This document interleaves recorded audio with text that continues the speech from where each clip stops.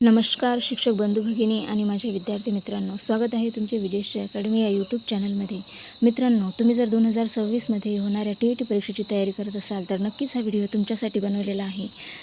TET paper first आणि second जर तुम्हाला 120+ मार्क्सनी आणि ते सुद्धा पहिल्याच प्रयत्नात पास करायचं असेल तर या व्हिडिओच्या माध्यमातून मी तुम्हाला 2 गोल्डन टिप देणार आहे आणि त्या 2 टिप्सचा वापर करून तुम्ही तुमच्या ध्येयाला नक्कीच गाठू शकता. मित्रांनो, अभ्यासाला नक्कीच तोड नाही आहे, परंतु त्या अभ्यासाला जर तुम्ही योग्य दिशा आणि ट्रिक्सचा वापर करून जर तुम्ही अभ्यास करत असाल तर तुमचे ध्येय गाठणे तुम्हाला फार अवघड जाणार नाही. TET पेपर फर्स्ट आणि सेकंडमध्ये विषय आहेत मराठी, इंग्रजी, गणित, बालमानसशास्त्र, अध्यापनाचे मानसशास्त्र व बालमानसशास्त्र आणि शेवटचा विषय असतो परिसर अभ्यास किंवा त्यालाच पेपर सेकंडमध्ये विषय असतो गणित आणि विज्ञान किंवा सामाजिक शास्त्रे. तर या विषयांचा अभ्यास करण्यासाठी मित्रांनो तुम्हाला सर्वात आधी मागील वर्षी झालेल्या सर्व प्रश्नपत्रिकांचा अभ्यास करणे आणि त्याचे विश्लेषण करणे, त्या प्रश्नपत्रिका सोडवून बघणे फार महत्त्वाचे असते. कारण की परीक्षा परिषदेने TET परीक्षेचा अभ्यासक्रमाचा आराखडा निश्चित करून दिलेला नाही आहे. मग आपल्याला तो आराखडा निश्चित नसताना अभ्यासक्रम कसा कळेल? तर अभ्यासक्रम कळण्यासाठी तुम्हाला मागच्या वर्षीच्या सर्व प्रश्नपत्रिकांचा अभ्यास करणे, त्यांचा सराव करणे, त्या प्रश्नपत्रिका सोडवून घेणे आवश्यक असते. आणि नुसतं प्रश्नपत्रिका सोडवणेच नाही तर त्या प्रश्नपत्रिकांचे विश्लेषणसुद्धा करावे लागते. कारण विश्लेषण केल्याने त्या पेपरमध्ये तुमचे कच्चे दुवे काय आहेत, तुमचे पॉवर पॉईंट काय आहेत, तुम्हाला कोणता विषय जास्त जड जातो, कोणत्या विषयामध्ये तुम्ही जास्त मार्क्स कव्हर करता, त्यानंतर वेळेचं नियोजन कोणत्या प्रकारे करायचं हे सुद्धा तुम्हाला मागील प्रश्नपत्रिका सोडवल्या तर कळून येते. म्हणून मित्रांनो, मागील वर्षाच्या प्रश्नपत्रिका सोडवून घ्या आणि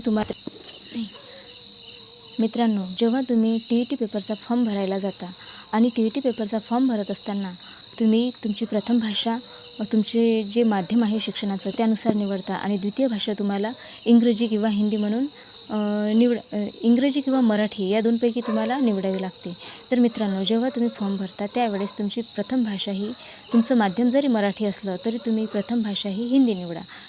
प्रथम भाषा हिंदी निवडल्याने काय होणार, जेव्हा तुम्ही द्वितीय भाषा निवडायला जाल तेव्हा तुम्हाला 2 पर्याय राहतील. त्यामधला पहिला पर्याय तुम्हाला मराठी असेल आणि दुसरा पर्याय तुम्हाला इंग्लिश असेल.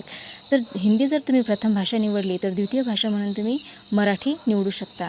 आणि जेव्हा तुम्ही पेपर सोडवायला जाता तेव्हा तुम्हाला प्रश्नपत्रिकेमध्ये हिंदी विषय येतो, म्हणजे त्यामध्ये तुम्हाला 30 प्रश्न दिलेले असतात आणि नंतरचे सर्व विषय तुम्हाला मराठी आणि इंग्रजी या 2 भाषांमधून दिले जातात. त्यामुळे तुम्ही असा विचार करू नका की जर मी प्रथम भाषा हिंदी म्हणून निवडली तर माझा सर्व पेपर हिंदी येईल आणि मग मला पेपर सोडवायला कठीण जाईल, असं होणार नाही मित्रांनो. हे टिप मी यासाठी देत आहे फक्त की ज्या विद्यार्थ्यांना इंग्रजी भाषा ही कठीण जाते त्या विद्यार्थ्यांनी हिंदी आणि मराठी ह्या 2 भाषा जर समजा निवडल्या तेव्हा तुमचा अभ्यासही तुम्हाला सोपा जातो करायला, तुमचा वेळही वाचतो आणि कमी अभ्यासात तुम्ही जास्त मार्क्ससुद्धा कवर करू शकता. कारण की हिंदी आणि मराठी हे जवळजवळ खूप सारखे विषय आहेत आणि त्यामधील ग्रामर, शब्दरचना सर्व सारखंच असतं.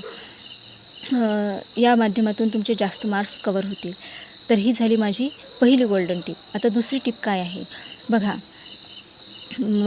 तर पेपरमध्ये ज्या घटकांवर प्रश्न 100% येतातच असे घटक ठरलेले आहेत आणि हे घटक मी व्हिडिओच्या शेवटी सांगणार आहे. तर मित्रांनो, व्हिडिओ शेवटपर्यंत नक्की बघा.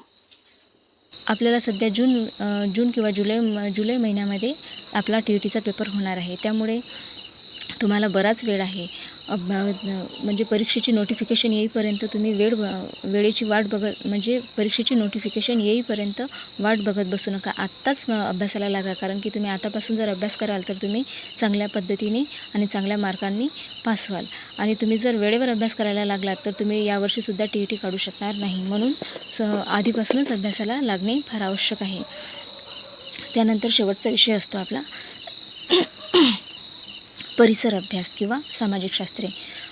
तर परिसर अभ्यास या विषयामध्ये म्हणजे इतिहास, भूगोल, अर्थशास्त्र, राज्यशास्त्र या सर्व विषयांचा समावेश होतो. तर त्यासाठी मित्रांनो, मागील वर्षी ज्या प्रश्नपत्रिका आहेत त्या प्रश्नपत्रिकांमध्ये कशा प्रकारचे प्रश्न आले आहेत आणि त्या प्रश्नांमध्ये कोणत्या प्रकारचं म्हणजे सामान्य ज्ञान त्यांनी विचारलेलं आहे, त्यातलेच काही प्रश्न मित्रांनो रिपीट होतात. म्हणजे काय, जसेच्या तसे प्रश्न येत नाहीत.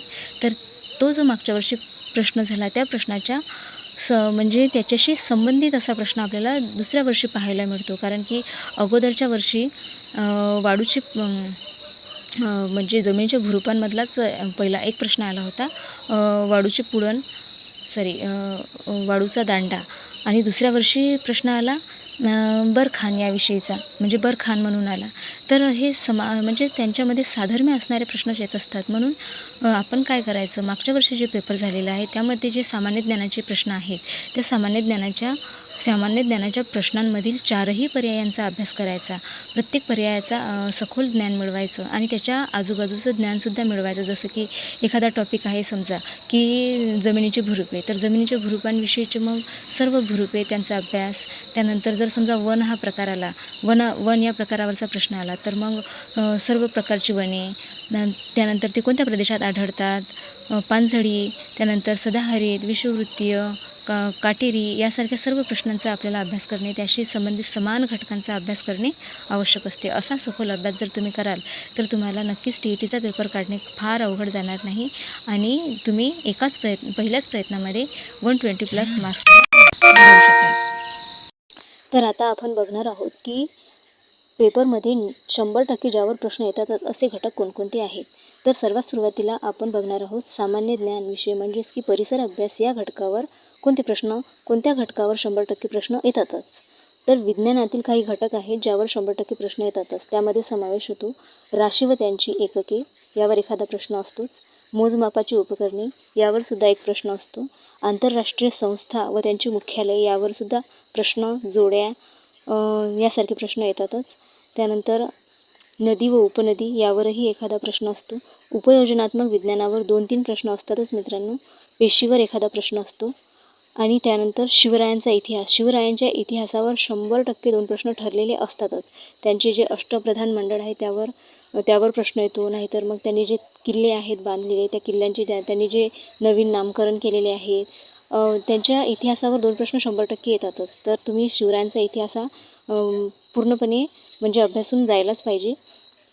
त्यानंतर संत व त्यांचे कार्य, यावर एखादा प्रश्न असतोच. थोर व्यक्ती, त्यांचे कार्य व त्यांनी स्थापन केलेल्या संस्था, यावर एखादा प्रश्न असतो. किंवा जोड्या जुळवा यामध्ये सुद्धा असे प्रश्न, या घटकावर असे प्रश्न येतात. त्यानंतर लोकसभा, राज्यसभा, ग्रामपंचायत, राष्ट्रपती, त्यानंतर मूलभूत कर्तव्ये, कॅग यासारखे जे संविधानात्मक घटक आहेत यावर सुद्धा 1-2 प्रश्न असतात. त्यानंतर पर्वतांचे प्रकार व त्यांची माहिती, यांवर सुद्धा एखादा प्रश्न असतो. तर हे विज्ञानातील काही घटक आहेत जे म्हणजे परिसर अभ्यास या विषयातील काही घटक आहेत जे ठरलेले आहेत आणि यांचा अभ्यास तुम्ही करायला पाहिजे. हे घटक अभ्यासूनच तुम्ही पेपर सोडवायला जा. त्यानंतर गणित या विषयामध्ये रोमन अंकांवर एखादा प्रश्न 100% असतो. चौकोनाचे प्रकार व त्यांचे गुणधर्म, यावर सुद्धा एखादा प्रश्न असतो. मागील 2024च्या पेपरमध्ये जसं समांतरभुज चौकोन व त्याचे गुणधर्म दिलेले होते आणि त्यामधला योग्य नसलेला पर्याय, म्हणजे अयोग्य असलेला पर्याय ओळखायचा होता. त्यानंतर क्षेत्रफळ, घनफळ, पृष्ठफळ यावर सुद्धा 2-3 प्रश्न असतात. कोन व त्यांचे प्रकार यावर प्रश्न असतात. त्यानंतर त्रिकोणाचे क्षेत्रफळ, त्रिकोणाचे प्रकार यावर सुद्धा प्रश्न असतात. परिमितीवर एखादा प्रश्न असतो. त्यानंतर वर्तुळावर प्रश्न असतात. संख्या प्रकारावर सुद्धा 1-2 प्रश्न असतात. त्यानंतर वहिवारीवर एखादा प्रश्न असतो. नफा तोट्यावर सुद्धा 1-2 प्रश्न असतात. आणि कामकाळ वेग यावर सुद्धा प्रश्न असतो. आणि आलेखसुद्धा 100% आपल्या पेपरमध्ये येतोच. आणि त्या आलेखांच्या प्रकारांचा, आलेखाचे वाचन कसे करायचे, आलेखावरचे प्रश्न कसे सोडवायचे याचा अभ्यास तुम्ही पेपर सोडवायला जाताना करून गेला पाहिजे. त्यानंतर मानसशास्त्रामध्ये सर्वात प्रामुख्याने व्याख्या. शास्त्रज्ञांनी मांडलेल्या वेगवेगळ्या प्रकारच्या व्याख्यांवर 2 प्रश्न ठरलेले असतातच. उपपत्त्यांवर सुद्धा प्रश्न असतात आणि त्यांचे शास्त्रज्ञ यांवर उपपत्त्या आणि त्यांचे शास्त्रज्ञ यांच्या जोड्या जुळवा असा प्रश्न येतो. म्हणजे प्रश्नसुद्धा येतो किंवा जोड्या जुळवा हा सुद्धा प्रश्न येऊ शकतो. वाढ, विकास, संकल्पना यावर सुद्धा प्रश्न येतात. त्यानंतर विकासाच्या अवस्था यावर सुद्धा प्रश्न 1-2 प्रश्न ठरलेले असतात. त्यानंतर अध्ययन, अध्यापन, संकल्पना यावर उपयोजनात्मक प्रश्न येतात. अध्यापनाच्या पद्धतीवर 1-2 प्रश्न येतात. त्यानंतर अध्यापनाच्या प्रतिमानांवर सुद्धा प्रश्न ठरलेला असतो.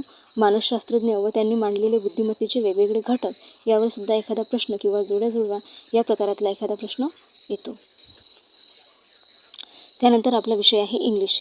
इंग्लिश या विषयामध्ये synonyms, antonyms, rearrange jumbled parts of sentence, त्यानंतर fill in the blanks, mismatch pair, tense, direct indirect, degree, WH question, misspelled आणि पॅसेज. एक पॅसेज येतो आणि त्या पॅसेजवर दिलेल्या प्रश्नांची उत्तरं आपल्याला द्यायची असतात. तर या घटकांवर सुद्धा इंग्लिशमधले 100% प्रश्न ठरलेले असतात.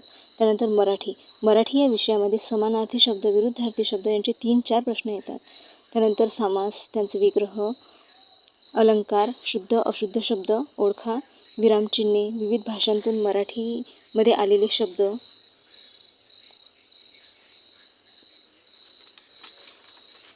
लेखक आणि लेखकांची पुस्तके यावर एखादा प्रश्न येतो. आणि कविता दिलेली असते आणि त्या कवितेवरील प्रश्न सोडवायचे असतात. उतारा दिलेला असतो एक आणि त्या उतार्यावरील प्रश्न सोडवायचे असतात आपल्याला. वाक्प्रचार येतात. त्यानंतर शब्दांच्या जाती, विभक्ती, वाक्याचे प्रकार, संधी, प्रयोग आणि म्हणीसुद्धा. एका म्हणीवर एक प्रश्न येतो, कारण की बॉक्समध्ये म्हणीचे शब्द वेगवेगळे अक्षर विखुरलेले असतात आणि त्यापासून बनणारा एक विशिष्ट शब्द बनतो आणि त्यातील विशिष्ट क्रमांकाचं अक्षर आपल्याला ओळखायचं असते. तर अशा प्रकारचे प्रश्न यामध्ये येतात.